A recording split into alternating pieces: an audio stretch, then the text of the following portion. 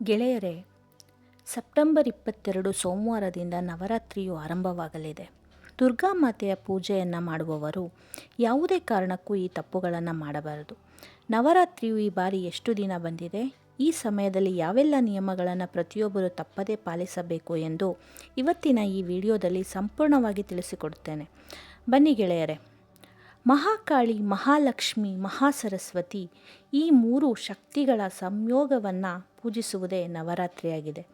ಸಹಜವಾಗಿ ದಸರಾ ಅಥವಾ ನವರಾತ್ರಿ ಯಾವಾಗಲೂ ವಿಜಯದಶಮಿಯನ್ನು ಸೇರಿ 10 ದಿನ ಬರುತ್ತದೆ. ಆದರೆ ಈ ವರ್ಷ ತಿಥಿಯ ವ್ಯಾಪ್ತಿ ಹೆಚ್ಚಾಗಿರುವುದರಿಂದ 11 ದಿನ ಬಂದಿದೆ. ದೇವಿಯು ಮಹಾಕಾಳಿಯ ಸ್ವರೂಪದಲ್ಲಿ ಮಧುಕೈಟವ ಎಂಬ ರಾಕ್ಷಸನನ್ನು ಕೊಲ್ಲಲು ವಿಶೇಷವಾಗಿ ವಿಷ್ಣುದೇವರಿಗೆ ಸಹಾಯ ಮಾಡಿದಳು.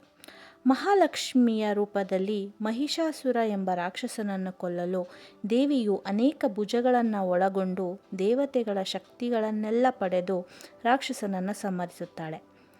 ಇನ್ನು ಮಹಾಸರಸ್ವತಿಯ ರೂಪದಲ್ಲಿ ಚಂಡಾಸುರ, ಮುಂಡಾಸುರ, ಶುಂಭನಿಶುಂಭ, ರಕ್ತಬೀಜಾಸುರ ಅಂತ ರಾಕ್ಷಸರನ್ನು ದೇವಿಯು ಸಪ್ತಮಾತೃಕೆಯರ ಸಹಾಯವನ್ನು ಪಡೆದು ಕೊಲ್ಲುತ್ತಾಳೆ. ಆದ್ದರಿಂದ ನವರಾತ್ರಿ ಎಂದರೆ ಮಹಾಕಾಳಿ, ಮಹಾಲಕ್ಷ್ಮಿ ಹಾಗೂ ಮಹಾಸರಸ್ವತಿಯ ಶಕ್ತಿಯಾಗಿದೆ. ನವರಾತ್ರಿಯಲ್ಲಿ ಬೆಳಗ್ಗೆ ಹಾಗೂ ರಾತ್ರಿ ದುರ್ಗಾದೇವಿಯ ಪೂಜೆಯನ್ನು ಮಾಡಬೇಕು. ಶಾಸ್ತ್ರಗಳ ಪ್ರಕಾರ ತ್ರಿಕಾಲ ಪೂಜೆ ಅಂದರೆ ಬೆಳಗ್ಗೆ, ರಾತ್ರಿ, ಮಧ್ಯಾಹ್ನ 3 ಸಮಯವೂ ಪೂಜೆಯನ್ನು ಮಾಡಿದರೆ ತುಂಬ ಒಳ್ಳೆಯದು.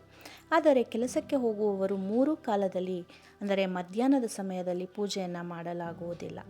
ಆದ್ದರಿಂದ ಕನಿಷ್ಠ ಪಕ್ಷ 2 ಸಮಯದಲ್ಲಾದರೂ ಕೂಡ ಪೂಜೆಯನ್ನು ಮಾಡಿದರೆ ಉತ್ತಮ. ಉಪವಾಸ ಮಾಡುವವರು ನವರಾತ್ರಿಯಲ್ಲಿ ಕಠಿಣ ಉಪವಾಸ ಮಾಡಬಾರದು.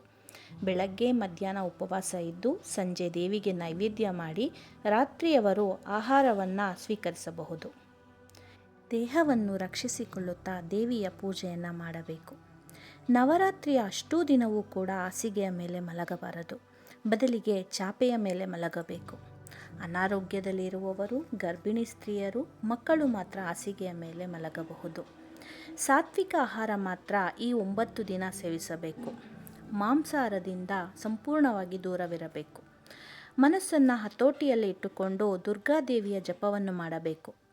ನವರಾತ್ರಿಯ 9 ದಿನವೂ ತಪ್ಪದೆ ಬ್ರಹ್ಮಚರ್ಯವನ್ನು ಪಾಲಿಸಬೇಕು. ಈ 9 ದಿನವೂ ಕೂಡ ದುರ್ಗಾದೇವಿಯ ಲೀಲೆಗಳನ್ನು, ಕಥೆಗಳನ್ನು ಕೇಳಬೇಕು. ಅಮ್ಮನವರ ಪೂಜೆ ಮಾಡಬೇಕು. ಅಮ್ಮನವರ ವ್ರತವನ್ನು ಮಾಡಬೇಕು ಅಂದರೆ ನಿಜವಾಗಿಯೂ ಪುಣ್ಯ ಮಾಡಿರಬೇಕು. ನಿಮ್ಮೆಲ್ಲರ ಕೋರಿಕೆಗಳು ನೆರವೇರಿ ಕಷ್ಟಗಳು ಕರಗಿ ಹೋಗಲು ಅಮ್ಮನವರ ಪೂಜಾ ಸಮಯದಲ್ಲಿ 9 ದಿನದ ದೀಕ್ಷೆ ತೆಗೆದುಕೊಂಡು ಅಮ್ಮನ ಪೂಜೆಯನ್ನು ಭಕ್ತಿ ಶ್ರದ್ಧೆಯಿಂದ ಮಾಡಿಕೊಳ್ಳಿ. ಇನ್ನು ಅಖಂಡ ದೀಪವನ್ನು ಹಚ್ಚೋದ್ರ ಬಗ್ಗೆ ನೋಡೋದಾದರೆ, ಒಬ್ಬೊಬ್ಬರಿಗೂ ಒಂದೊಂದು ಕೋರಿಕೆಯನ್ನು ಕೇಳಿಕೊಂಡು ಅಮ್ಮನವರ ಅನುಗ್ರಹಕ್ಕೆ ಅಖಂಡ ದೀಪವನ್ನು ಬೆಳಗುತ್ತಾರೆ. ಅಖಂಡ ದೀಪ ಒಂದು ಬಾರಿ ಹಚ್ಚಿದ ಮೇಲೆ ನಿರಂತರವಾಗಿ ದೀಪ ಬೆಳಗುತ್ತಿರುವಂತೆ ನೋಡಿಕೊಳ್ಳಬೇಕು. ದೇವರ ಮುಂದೆ ಬೆಳಗುವ ನಿತ್ಯ ದೀಪ ಹಾಗೂ ಅಖಂಡ ದೀಪಕ್ಕೆ ತಪ್ಪದೆ ತೆಂಗಿನಕಾಯಿಯನ್ನು ನೈವೇದ್ಯವಾಗಿ ಅರ್ಪಿಸಬೇಕು. ಈ ನೈವೇದ್ಯ ಅರ್ಪಿಸುವುದರಿಂದ ಮನೆಯಲ್ಲಿನ ಎಲ್ಲ ನಕಾರಾತ್ಮಕ ಶಕ್ತಿಗಳು, ಮಾಟಮಂತ್ರ ದೋಷಗಳು ನಿವಾರಣೆಯಾಗುತ್ತವೆ. ತೆಂಗಿನಕಾಯಿ ಜೊತೆಗೆ ಬೆಲ್ಲವನ್ನು ಸೇರಿಸಿ ನೈವೇದ್ಯ ಇಡಬಹುದು. ಅಖಂಡ ದೀಪ ಹಚ್ಚಿದ ಮೇಲೆ ಮನೆಗೆ ಬೀಗ ಹಾಕಿ ಹೊರಗೆ ಹೋಗಬಾರದು.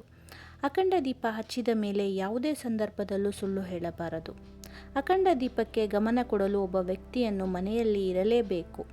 ಅಖಂಡ ದೀಪ ಹಚ್ಚಿದ ಮೇಲೆ ಹೊರಗಿನ ಊಟ ಮನೆಗೆ ತಂದು ಮಾಡಬಾರದು. ಹೋಟೆಲ್ಗೆ ಹೋಗಿ ಊಟ ಮಾಡಬಾರದು. ಮನೆಯಲ್ಲಿ ನಿತ್ಯ ಕಲಹ, ಅನಾರೋಗ್ಯ, ಮನಸ್ತಾಪಗಳು, ನಷ್ಟಗಳು ಉಂಟಾಗುತ್ತಿದ್ದರೆ ಮನೆಯಲ್ಲಿ ಅಖಂಡ ದೀಪ ಹಚ್ಚಿ ದುರ್ಗಾಮಾತೆಯನ್ನು ಬೇಡಿಕೊಳ್ಳಬೇಕು. ನವರಾತ್ರಿಯಲ್ಲಿ ದುರ್ಗಾದೇವಿಯ ದೇವಸ್ಥಾನಗಳಲ್ಲಿ ಇರುವಂತಹ ಮೆಟ್ಟಿಲುಗಳನ್ನು ತೊಳೆದು ಅವುಗಳಿಗೆ ಅರಿಶಿನ ಕುಂಕುಮ ಹಚ್ಚಬೇಕು. ಇದರಿಂದ ಅಮ್ಮನವರ ಅನುಗ್ರಹ ಪ್ರಾಪ್ತಿಯಾಗುತ್ತೆ. ಇದರ ಜೊತೆಗೆ ಅರಿಶಿನದಿಂದ ಈ ಒಂದು ವಿಶೇಷ ಪರಿಹಾರವನ್ನು ನವರಾತ್ರಿಯಲ್ಲಿ ಪಾಲಿಸಿದರೆ ಸಕಲ ದಾರಿದ್ರ್ಯ ಬಾಧೆಗಳು ದೂರವಾಗುತ್ತವೆ. ಹಾಗಾದರೆ ಏನು ಮಾಡಬೇಕು? ಚಾಮುಂಡೇಶ್ವರಿ ದೇವಿ, ದುರ್ಗಾದೇವಿ, ಕಾಳಿಕಾದೇವಿ, ಚೌಡೇಶ್ವರಿ ದೇವಿ ಹಾಗೂ ಗ್ರಾಮ ದೇವತೆ ಹೀಗೆ ದುರ್ಗಾದೇವಿಯ ಆಲಯದಿಂದ ಸ್ವಲ್ಪ ಅರಿಶಿನವನ್ನು ಮನೆಗೆ ತರಬೇಕು. ನಂತರ ಮನೆಯಲ್ಲಿ ಇರುವ ಅರಿಶಿನದ ಭರಣಿಯ ಒಳಗೆ ದೇಗುಲದಿಂದ ತಂದಂಥ ಅರಿಶಿನವನ್ನು ಬೆರೆಸಿ ನಿತ್ಯವೂ ಆ ಭರಣಿಗೆ ಅಗರಬತ್ತಿಯಿಂದ ಧೂಪವನ್ನು ತೋರಿಸಿ ಮಂಗಳಾರತಿಯನ್ನು ಬೆಳಗುತ್ತಾ ಬರಬೇಕು. ಈ ಅರಿಶಿನವನ್ನು ಪ್ರತಿದಿನ ಬಳಸುತ್ತಾ ಬರಬೇಕು. ಸುಧಾಮ ಎಂಬ ವ್ಯಕ್ತಿ ತೀವ್ರ ದಾರಿದ್ರ್ಯದಿಂದ ಬಳಲುತ್ತಿರುವಾಗ ಮಹರ್ಷಿಯೋರ್ವರು ಈ ಅರಿಶಿನದ ಪರಿಹಾರವನ್ನು ತಿಳಿಸಿಕೊಟ್ಟಿದ್ದರು ಎಂದು ದೇವಿ ಭಾಗವತದಲ್ಲಿ ಹೇಳಿದ್ದಾರೆ. ಆದ್ದರಿಂದ ಯಾರು ಅರಿಶಿನದ ಈ ಪರಿಹಾರವನ್ನು ನವರಾತ್ರಿಯಲ್ಲಿ ಮಾಡಿಕೊಳ್ಳುತ್ತಾರೋ ಅವರಿಗೆ ಸಕಲ ದಾರಿದ್ರ್ಯ ದೋಷಗಳು ಖಚಿತವಾಗಿಯೂ ದೂರವಾಗುತ್ತದೆ. ನವರಾತ್ರಿಯಲ್ಲಿ ಯಾವುದೇ ಕಾರಣಕ್ಕೂ ಕೋಪ ಮಾಡಿಕೊಳ್ಳಬಾರದು. ಯಾರ ಮೇಲಾದರೂ ಕೂಗಾಡುವುದು ಮಾಡಲೇಬಾರದು.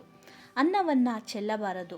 ಕೋಪವನ್ನು ತ್ಯಜಿಸಿ ಅಮ್ಮನವರ ಪೂಜೆಯನ್ನು ಮಾಡಬೇಕು. ಆಗ ಮಾತ್ರ ನವರಾತ್ರಿಯ ಪೂಜೆಯ ಫಲ ನಿಮಗೆ ಪ್ರಾಪ್ತಿಯಾಗುತ್ತೆ.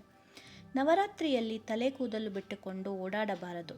ಬಾಗಿಲಿನ ಮುಂದೆ ತಲೆ ಕೂದಲು ಬಿಟ್ಟುಕೊಂಡು ನಿಲ್ಲುವುದು, ಕೂರುವುದು, ಬಾಗಿಲ ಬಳಿಯೇ ತಲೆ ಕೂದಲನ್ನು ಬಾಚುವುದು ಮಾಡಬಾರದು. ದುರ್ಗಾದೇವಿಗೆ ನಿಂಬೆಹಣ್ಣಿನ ಹಾರವನ್ನು ಅರ್ಪಿಸಬಹುದು. ನಿಂಬೆಹಣ್ಣಿನ ದೀಪ ಹಚ್ಚಬಹುದು.